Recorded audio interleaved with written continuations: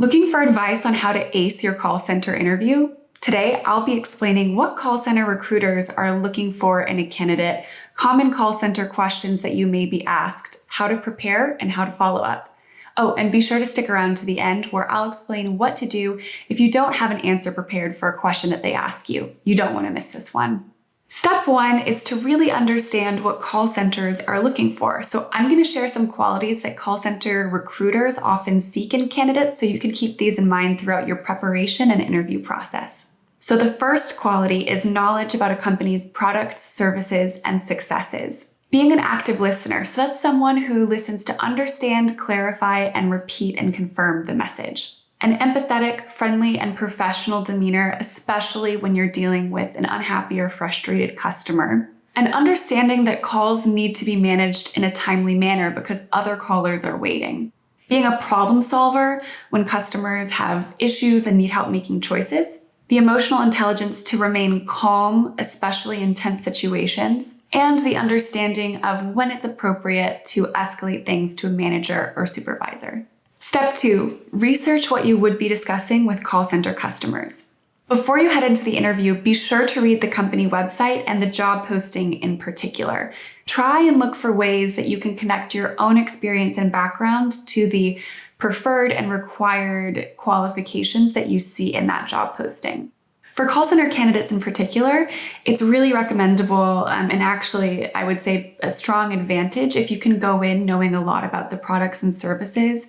You never know if an interviewer might give you a test question about how you would discuss the company with a customer. And if you're familiar with the products and services, you can already sort of demonstrate that you can seamlessly transition into that role. Heads up, this next piece of advice is really critical for call center interviewers in particular. As you can imagine, most call center interviews do happen over the phone. Sometimes they might happen over video interview. Regardless, you want to make sure that your technology functions flawlessly, and especially if it's going to be a phone interview, you want to make sure that you replicate the environment that you would be functioning in if you were fielding customer calls. Make sure that your phone's going to operate perfectly, that you have strong signal, that your sound quality is going to be good, and make sure that you're in a quiet environment so that it's really clear that you'll be able to offer customers a very seamless conversation experience when they call in.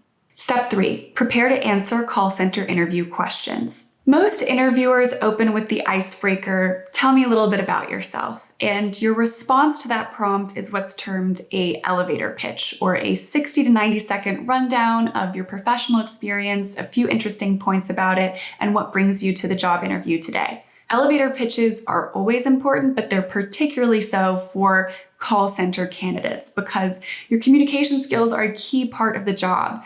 This is a first look at what your communication style is and whether or not you're going to be able to share things clearly with customers. So it's really worth the upfront investment of spending time refining and developing your elevator pitch. If you need any help with this, we've already made a great video for you, which you can check out right here. It's going to explain what an elevator pitch is and the general structure that we'd recommend. Once they get a sense of your professional experience, your call center interviewer will probably leap straight into asking questions about your behavior with previous employers, or otherwise called behavioral-based interview questions. Now, you can always spot these because they often start out with, tell me about a time when, or can you give me an example of XYZ? And the reason why call centers care about this is they really want to get a sense of how you behave in interpersonal exchanges. The thinking here is that then once they have insight into your mindset on how you've handled those past exchanges, they'll be able to predict how you might behave when you're a member of their company. I'm going to read off some examples of behavioral-based interview questions that are specific to call center interviews. Tell me about a time when you had to quickly learn the details of a company's product or service. Describe a time when you had to resolve a complaint from a customer or client. Give me an example of a situation where you had to gather feedback and clarify information from a customer. Give me an example of a situation in which you needed to manage efficiently competing customer inquiries in a short period of time. Tell me about a time you offered your supervisor input on how to improve customer support. Of course, behavioral-based interview questions can be really nerve-wracking for a lot of people because you can't really anticipate the scenarios they're going to ask you about. Now, I do recommend thinking a little bit about a few relevant ones that you may want to come into the interview with, but in general, you're going to be answering some things on the fly. However, you can come in with these couple strategies that I'm going to share that are going to allow you to structure your thoughts and communicate clearly while having to think pretty quickly. You may have heard about the STAR or STAR technique. I recommend scratching out that T and just having it be SAR. I'll break down what each of those letters mean in just one moment, but I'll preface it all by saying that behavioral-based interviewing is truly about storytelling. You want to make sure that you're explaining your behavior in a way that's clear and easily transferable for that employer. So let's break it down letter by letter. S stands for situation. So what were those circumstances that you were presented with?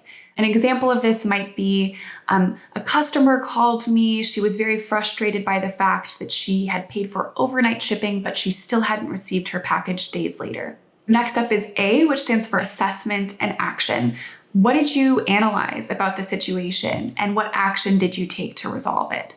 An example of this might be, after reviewing the order information, I saw that the customer had inputted her address slightly incorrectly. I explained this to her, and then I compensated her for the trouble and the time. Finally, R stands for result. What did your action achieve? This is probably the most important part of your response to an employer, so be sure and show impact. An example might be the customer thanked me for my help and expressed her intention to be a return customer for a large upcoming order. Not only did she do that, but she actually referred us to 3 new customers as well.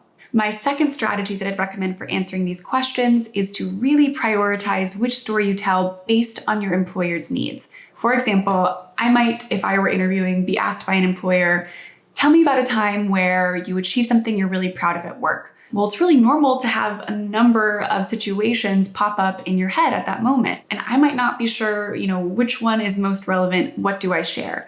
When this happens, think not about yourself or even, the best story, and instead think about what your employer needs from you in this moment. It might be a really high volume call center, or it might be a call center where they're really needing someone who has deep knowledge on how to handle difficult interpersonal issues. Whatever it is, try and pick the story that's most relevant to those key things the employer is looking for. One way to figure that out if you're unclear about what it is just go back to that job description and really review those preferred and required qualities to see, what do they care most about.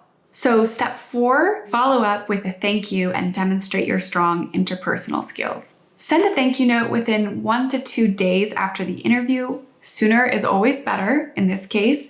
And use this as an opportunity to express gratitude for their consideration and their time, and to recap, up to 2 or 3 things, whether it's skills or experience, that you feel really well equipped you to succeed in this role.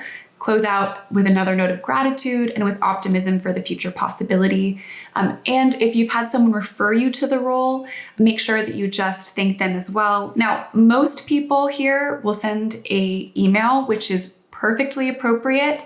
If you have the ability to quickly get a letter out and you think it can arrive within that 1 to 2 day period, great. 3 days, in my opinion, is pushing it a little bit. So don't send a letter unless you're really confident that you can get it there in time. Then 1 to 2 weeks after you've sent that initial thank you note for the interview, go ahead, if you haven't heard back from the employer, and follow up with them. This can be a shorter note than your initial thank you letter.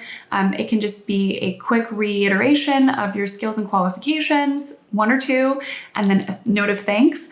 And if you don't hear back after that point, it's advisable to go ahead and shift your interests elsewhere. You may still hear back from them, but at that point, it's probably better to go ahead and conserve your time. For more information on how and when to communicate with possible employers, I recommend checking out this video right here.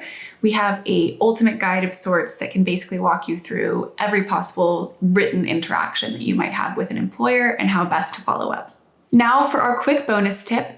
What do you do if you are asked an interview question that you don't have a great answer for? Whether it's about experience that you don't have, a certification you don't have. A lot of people think that they can only talk about things that have really happened to them or experience that they already have. That's great if you have it, but if you don't, don't panic, don't worry. It's perfectly acceptable and highly encouraged to talk about what you would do in any hypothetical situation. So to recap, my top tips for performing your best in a call center interview are: 1. Understand what a call center is looking for in a representative. 2. Research the company, its products, and the job description. 3. Prepare for common interview questions and responding using the SAR technique and focusing on your employer's needs. 4. Send a professional and prompt follow-up and thank you. And 5. Don't be afraid to talk about what you would do. If you found this video helpful, please go ahead and hit the like button down below. Make sure to subscribe to our channel right here. And if you're interested in more interviewing tips, we've got a great playlist up here, or you can go ahead and watch this video right here on very common interview questions you can anticipate. Thank you so much again for watching. Best of luck, and I hope to see you next time.